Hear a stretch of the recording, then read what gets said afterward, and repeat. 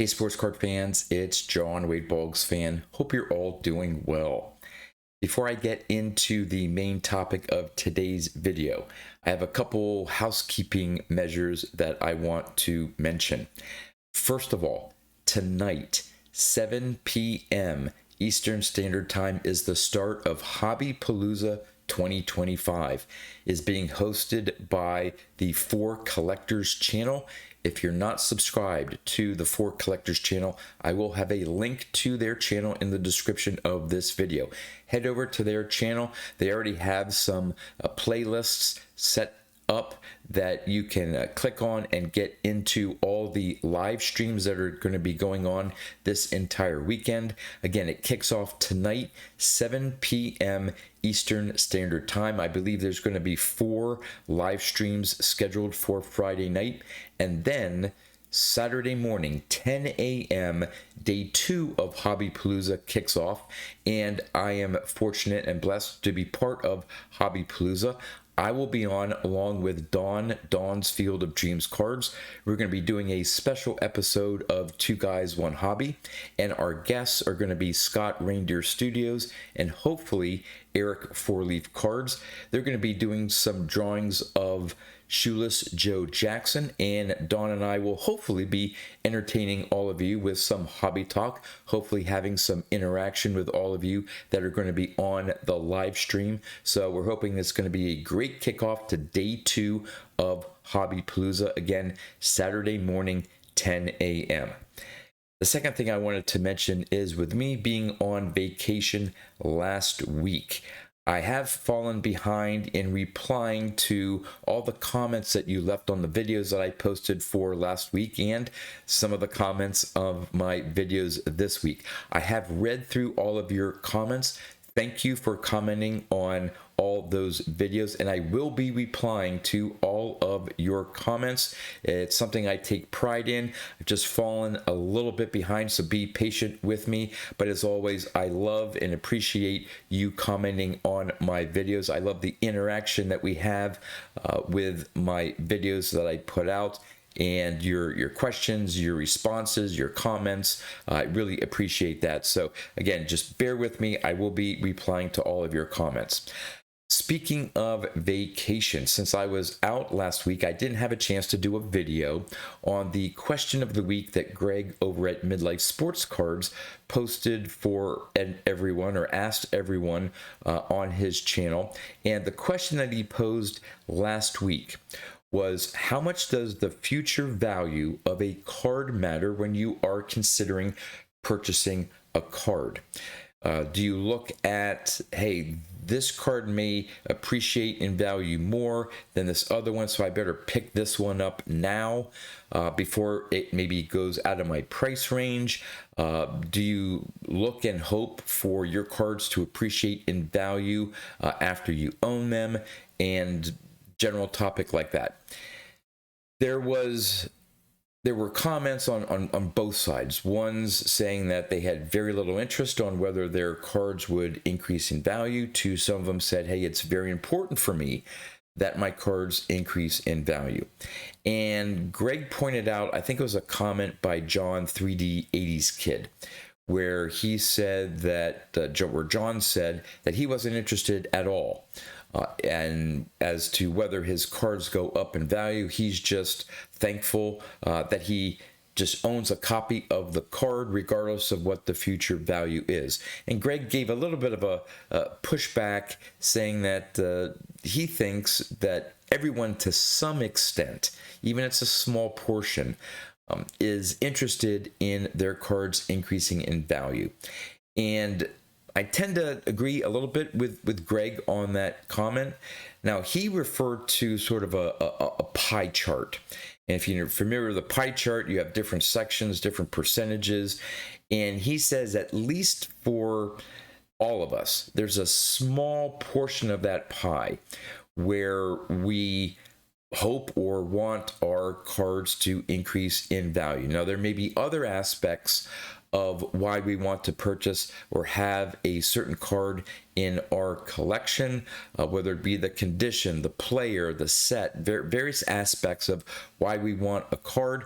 But some sliver of that, even if it's a small portion, is that we hope that the cards that we have go up in value. And rather than looking at a pie chart as a analogy, I tend to think of it more of like a linear difference. So on one end, you would have the 0%, absolutely 0%. I don't care at all whatsoever as to whether my cards increase in value, all the way up to 100%.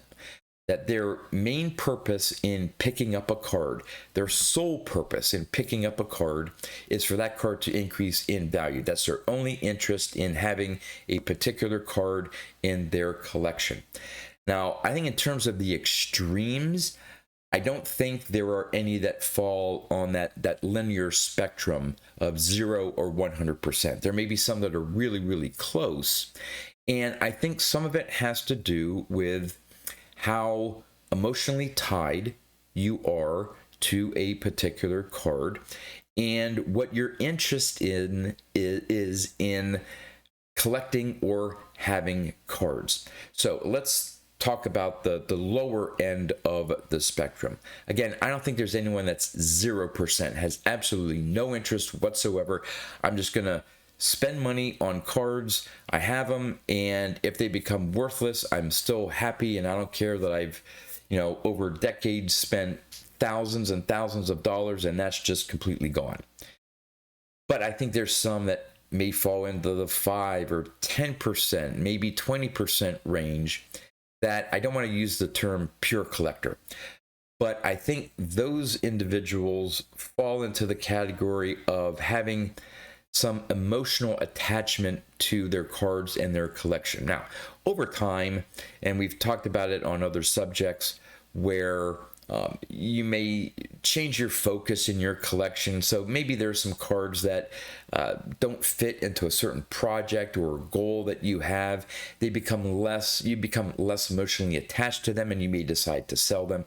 But for the most part, I think there are a lot of collectors out there, me included, that once we own a card, we love the card and we get emotionally attached to that card. And even if it goes up in value crazily, it doesn't matter as much to us, because we're not in it for the money aspect. We are in it because we love the card and we love having that card in our collection.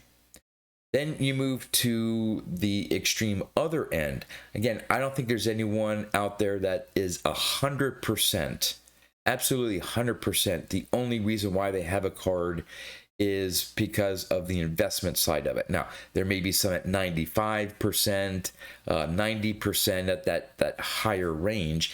And those, I think, would be the ones that you could probably call the flippers and pure investors. I'm sure there are some out there who have a small set of cards in their collection that they're looking at those cards as an asset, just like they would with a stock, a bond, mutual fund, 401k account, that they're owning this with the pure intent of it going up in value in the future, and at some point probably selling it, making some money, maybe putting, investing in another card and hoping to do the same, just like you would with a stock. And if a particular stock or sports card goes down in value, they're going to say, hey, I need to get out of this investment and put my money into something else. Just like me, when, I don't see cards as an investment. I see it as a hobby. I see it as a collection for me to enjoy the cards that I have. So again, I'm on that lower end. And the flippers and investors on the other end, again, I don't think there's as much emotional attachment to owning the card as to what the value of that card is. Now, for me, if I own a stock, I have 401k, if I'm invested in gold or whatever, I absolutely 100% want those things to go through the roof, because that's my retirement. That's my investments. I want my investments to go up. And if there's a certain stock I own that is lagging or going down in value, and I think I can put that money into something else that would grow in value, I'll sell that. I have no emotionally attached. I'm not emotionally attached to a particular stock or mutual fund or what have you. And I'll just say, hey, it's not performing as I want. I just sell it and I move on. Don't think about it. Okay. Graig mentioned a house that, hey, you buy a house with the intention of it increasing in value. Now there may be a little bit of pushback on Graig. My wife and I built a house about 2 years ago.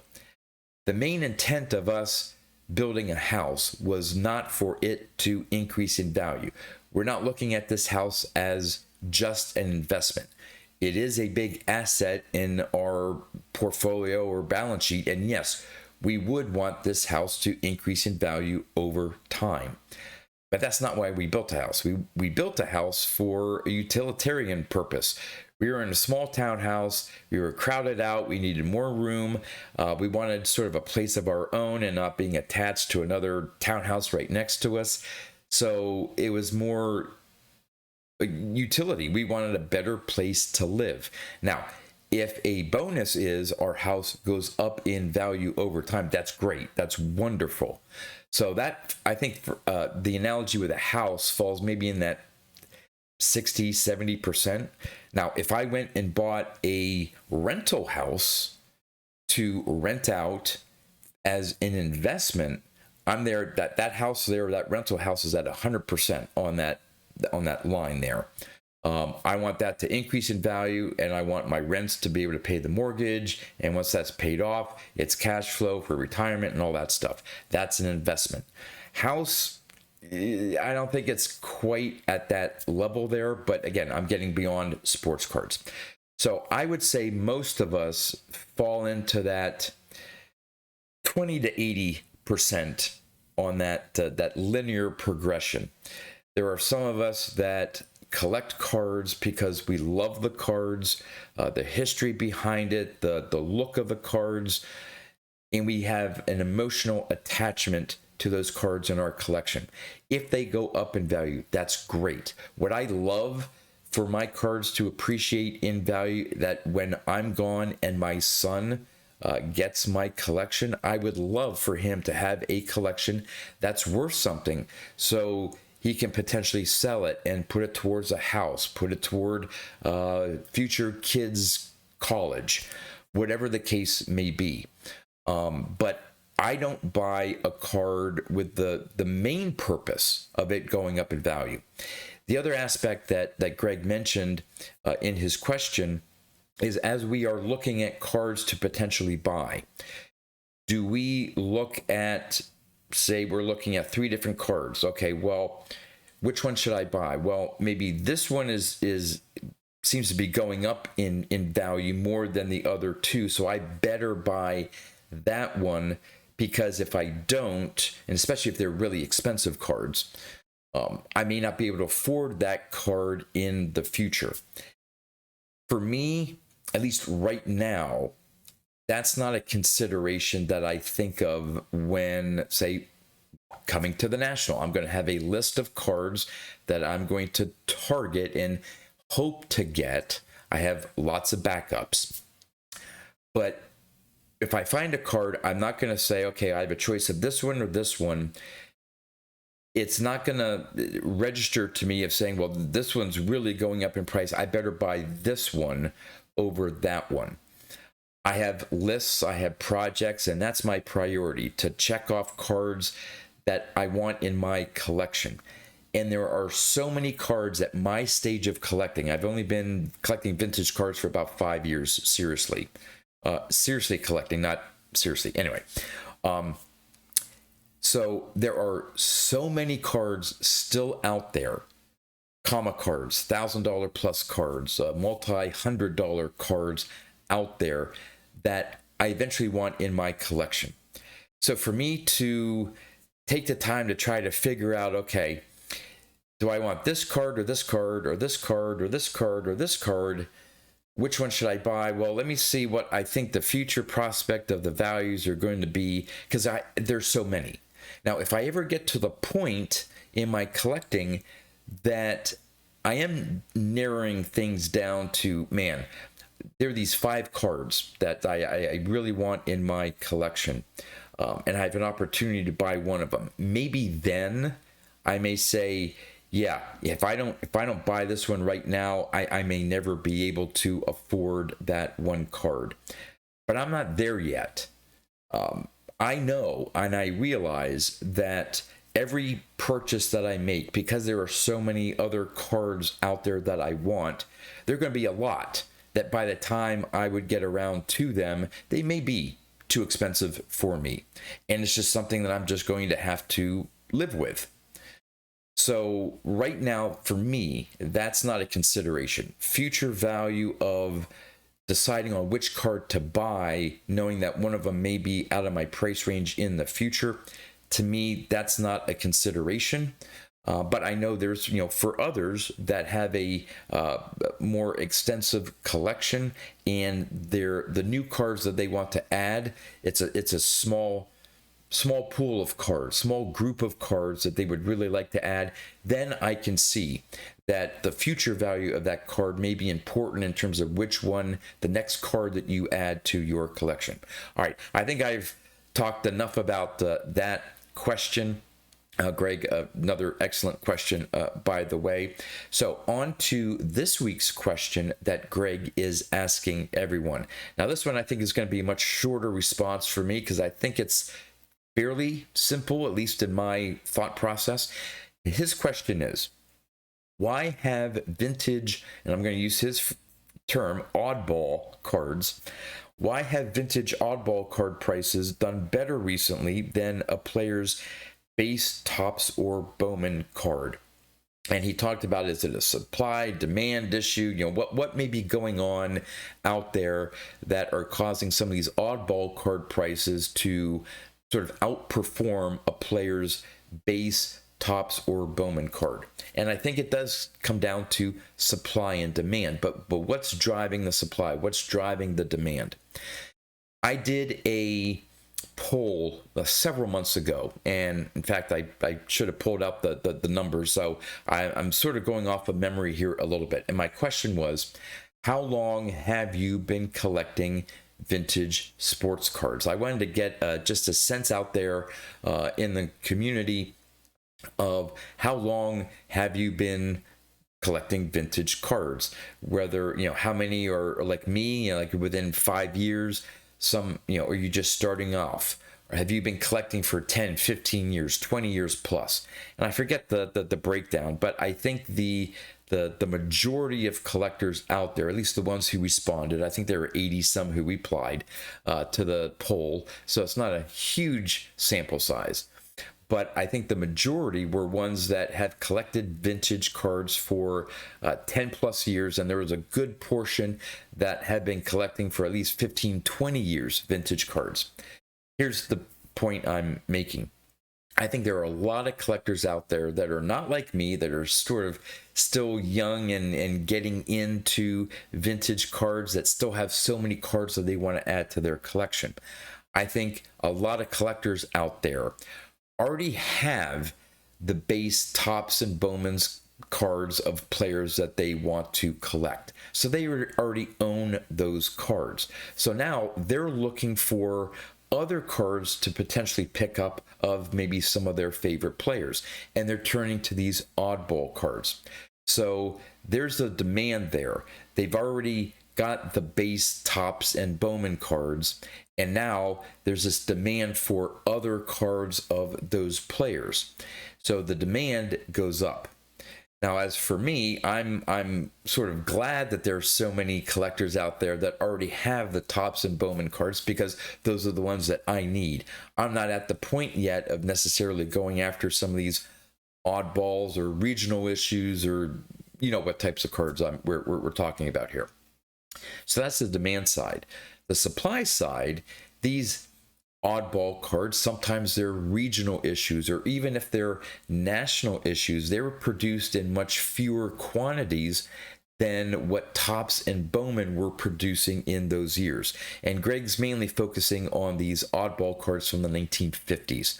So back then, a lot of regional food issues. So again, limited supply out there that have lasted, you know, haven't been thrown away, that still exists from the 1950s, versus what was produced by Topps and Bowman.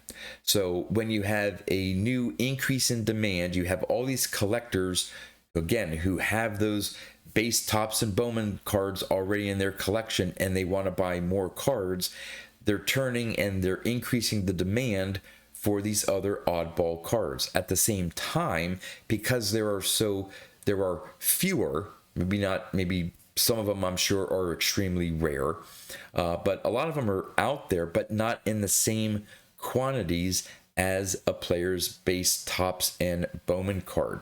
So when you get that crossing of the supply and demand there, it's not surprising to me at all that we are seeing some vintage oddball card prices outperform what a player's base Topps and Bowman cards are doing, because there's a lot more supply of those base cards, those regular issue cards.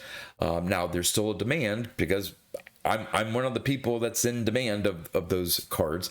So there's still a decent demand for it, which is why, you know, you see, generally speaking, vintage card prices for the most part hold their own. Some of them slowly increase in price. There are some that may have been, you know, overextended, you know, there's a little bubble in maybe a player's card prices, and maybe they have some adjustment down. But for the most part, over the long period, those base and Topps cards do generally go up in price over time, because there is still that solid base demand for those cards. But there's a growing demand of collectors out there that already have those cards in their collection, and now they're looking for the oddball cards. And so that's why we're seeing the demand go up, and because of the lower supply, we're seeing an increase in prices. So Graig, another excellent question, and helps me go back and remember some of my econ classes from college.